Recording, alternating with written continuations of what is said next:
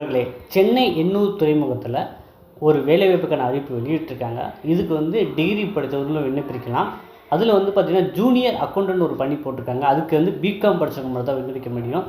இப்படி பார்த்திங்கன்னா 2 வகையான கேட்டகரியில் சென்னை எண்ணூர் துறைமுகத்தில், அது காமராஜர் போர்ட் சென்னையில் வேலைவாய்ப்பு அறிவிப்பு வெளியாக இருக்காங்க. இதுக்கு யாரெல்லாம் அப்ளை பண்ணலாம், விண்ணப்ப கட்டணம் எவ்வளவு, எப்படி விண்ணப்பிப்பது அப்படிங்கிறத இன்றைய காணொலி வாயிலாக டீட்டெயிலாக தெரிஞ்சுக்கொள்ள போகிறோம். நீங்கள் முதல் தடவை நம்ம சேனலை பார்க்குறவராக இருந்தால் மறக்காமல் சப்ஸ்கிரைப் பண்ணிட்டு கண்டினியூ பண்ணுங்கள்.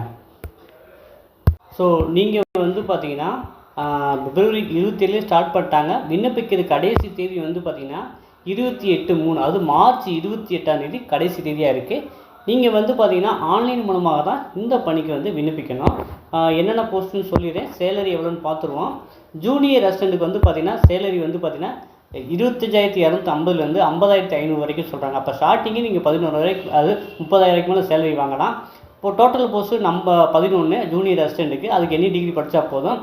அன்ரிசர்வ்டு, அதாவது ஓப்பன் கேட்டகரியில் 6 வேகன்சி, ஓபிசிக்கு 2, இடபிள்யூஎஸ்க்கு 2, எஸ்சிக்கும் 1 இந்த ஜூனியர் அசிஸ்டண்ட் கொடுக்குறாங்க.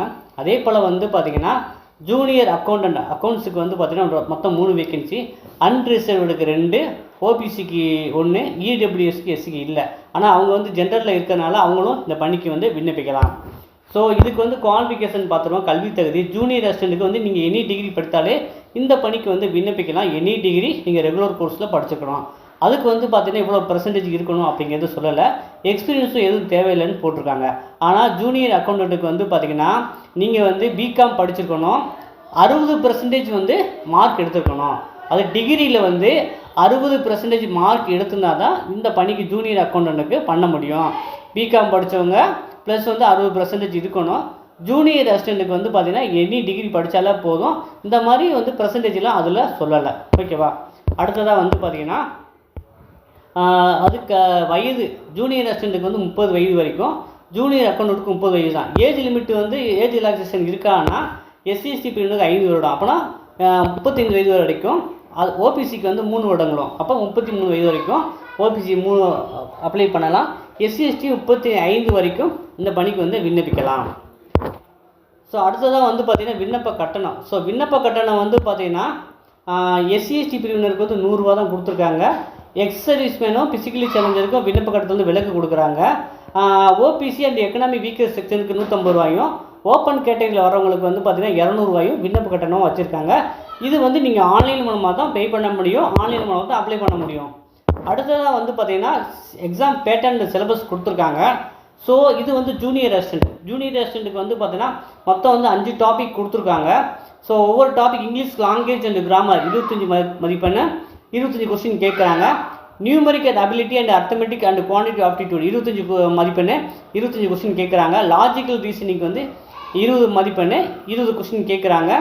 General knowledge and office procedure 20 mark, 20 கொஸ்டினே கேட்குறாங்க. Computer knowledge and office automation so 30 மதிப்பெண், 30 கொஸ்டின் கேட்குறாங்க. டோட்டலாக 1.5 மணி நேரம் 120 கொஸ்டின்ஸ் கேட்குறாங்க. இந்த அது ஜூனியர் அசிஸ்டண்ட்டுக்கு. இது தனி சிலபஸ் கொடுத்துருக்காங்க. அது என்னென்னு பார்ப்போம். ஸோ இங்கிலீஷ் லாங்குவேஜுக்கு 25, ஃபைனான்சியல் அக்கௌண்டிங் கேட்குறாங்க.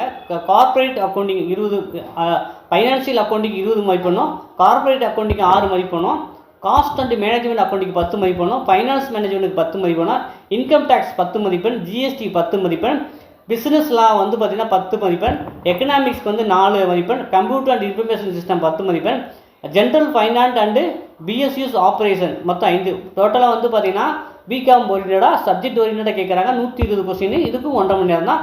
இது பார்த்தீங்கன்னா நீங்கள் ஆன்லைன் மூலமாக தான் தேர்வு எழுதுகிற மாதிரி இருக்கும். Computer based test.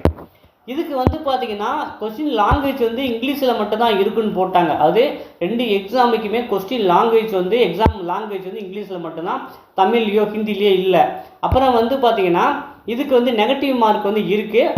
அது ஒரு கொஸ்டின் தவறாச்சுன்னா அது 4ல் 1 மடங்கு, அது 0.25 மார்க் டிடெக்ட் பண்ணிடுவாங்க. ஓகேவா?